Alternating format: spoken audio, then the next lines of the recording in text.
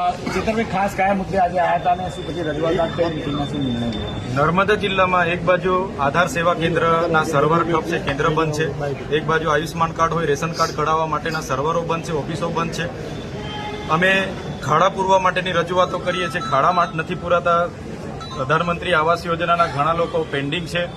Null સે જલમાં પાણી નથી આવતા. યુવાનો બેરોજગાર છે. અહીંયા શિક્ષકોની ભરતી આ વહીવટી તંત્ર દ્વારા કરવામાં નથી આવતી. અને છેલ્લા 3 દિવસથી 9 તારીખથી લઈને નર્મદા જિલ્લા વહીવટી તંત્ર દ્વારા બીજેપી સભ્ય અભિયાનમાં જોડાવા માટેની ઝુંબેશના રૂપે કામગીરી ચાલે છે. અમે ગઈકાલે 17 જણને ગામડાઓમાં રોક્યા, એમના આઈડી કાર્ડ જોયા તો ટીડીઓ શ્રીએ જાતે બીજેપી સદસ્યના એક કર્મચારીના કાર્ડ બનાવ્યા, એમના પરથી ઓટીપી લઈને એમની નોંધણી કરી.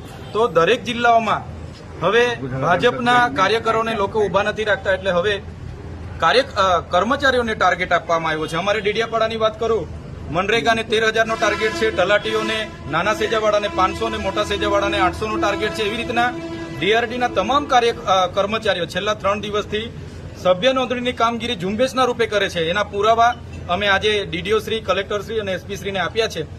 જો આ લોકો પર કાર્યવાહી નહીં કરવામાં આવશે તો આવનાર દિવસોમાં મોટું આંદોલન થશે. પ્રશ્ન અહીંયા એ ઉપસ્થિત થાય છે, શું નર્મદા જિલ્લા વહીવટી તંત્રનો પગાર શું ભાજપની કમલમ ઓફિસોમાંથી આવે છે? તો કેમ આ ઝુંબેશના રૂપે આટલા બધા કર્મચારીઓ ગામડાઓમાં સભ્ય નોંધણી માટે નીકળી પડ્યા છે? તો એની રજૂઆત માટે આજે અમે આવ્યા હતા.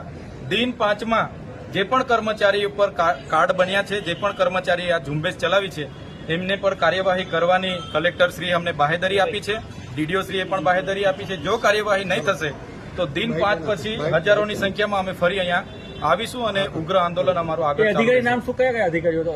ટીડીઓશ્રીએ સોમવારે 9 તારીખે મિટિંગો લીધી, ડેડિયાપાડા, સાગબારા તમામ ટીડીઓએ, અને એમણે કીધું કે ડીડીઓશ્રીની સૂચના છે. અમે પોતે પૂછ્યું, ડીડીઓશ્રીની સૂચના છે, અને ટાર્ગેટો આપ્યા, લક્ષ્યાંક આપ્યો, અને ઝુંબેશના રૂપે કામગીરી ચાલે છે. આજે પણ બધા કર્મચારીઓ ગામડામાં છે. તો સરકારી કર્મચારીઓને આટલા બધા પ્રશ્નો છે તે દેખાતા નથી, અને બીજેપીના સભ્ય નોંધણીમાં બધા ફરે છે. એટલા માટે અમે આજે હજારોની સંખ્યામાં અહીંયા રજૂઆત કરવા માટે આવ્યા છે. જો અમને અટકાવવામાં નહીં આવે, એમના પર કાયદેસરની કાર્યવાહી કરવામાં નહીં આવશે તો 5 દિવસ પછી ફરી અમારું મોટું આંદોલન અહીંયા થશે. કેવું પોલીસ સાથે શું કામ ઘર્ષણ કરવાનું વારો? અમે અત્યાર સુધીના જેટલા પણ આંદોલનો કર્યા છે, એક પણ સરકારી કે ખાનગી મિલકતને રૂપિયાનું પણ અમે નુકસાન નથી કરતા. છતાંય અમે કેવડિયાની પરવાનગી માંગી, પરવાનગી પણ નથી આપવામાં આવતી. જ્યારે પણ પ્રોગ્રામો હોય અમને પરવાનગી જ નથી આપવામાં આવતી, અને અમે આવીએ એટલે પોલીસ જાણી જોઈને ધક્કા મૂકી અને જીભાજોડી કરવા ઉતરી પડે છે. તો અમારા નર્મદા જિલ્લાના પ્રશ્નો શું પોલીસ પૂરા કરવાની છે? પોલીસને અમે કીધું, તમે જે 2 નંબરના દંડ ઉઘરાવો છો મજૂરિયા લોકો પર, એ બંધ થવું જોઈએ. અગર નહીં થતું તો અમે આગળ જેટલા પણ એમણે બુટલેગરોને લાયસન્સો આપ્યા છે, બુટલેગરોને પરવાનગીઓ આપી છે, 10 પેટીના 5 લાખ, 20 પેટીના 10 લાખ એ અમે ખુલ્લા પાડીશું. એ કાલીઓ હોય, ભૂરીઓ હોય, ભોલીઓ હોય કે લાલીઓ હોય, બધાના નામ આવનાર દિવસોમાં ખુલ્લા પાડીશું. તમે કહી રહ્યા છો કે નર્મદા જિલ્લામાં ખુલ્લેઆમ દારૂ વેચાય છે. બિલકુલ દારૂબંધીનો અમલવારી બિલકુલ નથી થતી. કેટલી વાર અમારે ધારણા પર બેઠવું પડ્યું દારૂના માટે. અહીંયા આઈજી સાહેબનું ઇન્સ્પેક્શન હતું, ત્યાં પણ અમે કીધું, છતાં પણ કોઈ નિરાકરણ નથી. એટલે પોલીસને અમારી વિનંતી છે કે પોલીસ હોય કે તલાટીથી લઈને કલેક્ટર કે અમારા જેવા ધારાસભ્ય, આપણે બધા પ્રજાના નોકર છે, પ્રજાના પરસેવાના ટેક્સના પૈસે આપણને પગાર મળે છે. આપણે ક્યારે પ્રજા પર માલિક નહીં બનવાનું. બધા સાહેબગીરી કરવા લાગેલા છે. એટલા માટે જ આજે અમારે ઉગ્ર સ્વરૂપે રજૂઆત કરવી પડી. આ બાબતની એસપીને રજૂઆત કરવામાં આવી છે આજે કે આ બાબતની આજે એસપી સાહેબ સાથે રજૂઆત કરી છે.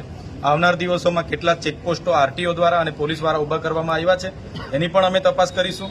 અને કેટલો દંડ છેલ્લા વર્ષમાં આજની સ્થિતિએ કેટલો દંડ એમણે ઉઘરાવ્યો છે, કયા પ્રકારના વાહનો પર, એ પણ અમે માહિતી માંગીશું. હવે કાચનું મને બહુ આઈડિયા નથી, પણ ગેટ બંધ હતો એટલે ગેટો બી કૂદીને ગેટો ખોલાવીને અમે અંદર ગયા છે. કયા અધિકારીઓ ભાજપના સભ્ય બનાવવા માટે મહત્વની ભૂમિકા ભજવે છે અને નામ શું છે? આપણે ડેડિયાપાડાના ટીડીઓ, મારે ત્યાં ગઈકાલે કર્મચારીઓ આવ્યા, એમને પૂછ્યું, એમના કાર્ડ પણ મેં લીધા. તો ડેડિયાપાડાના ટીડીઓ જગદીશ સોની અને તમામ ટીડીઓને સૂચના છે, અને ડીડીઓ સાહેબે કીધું છે.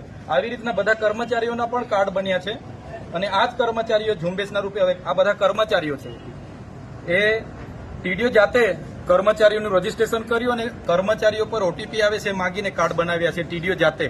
આ તમામ હજુ ઘણા છે, આ બધા કર્મચારીઓ છે.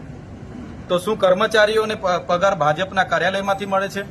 એટલા માટે જો આ કર્મચારીઓ પર કાયદેસરની કાર્યવાહી નહીં થશે, દિન 5 પછી આનાથી પણ મોટું આંદોલન અહીંયા કલેક્ટર કચેરી પર થશે. Okay thank you.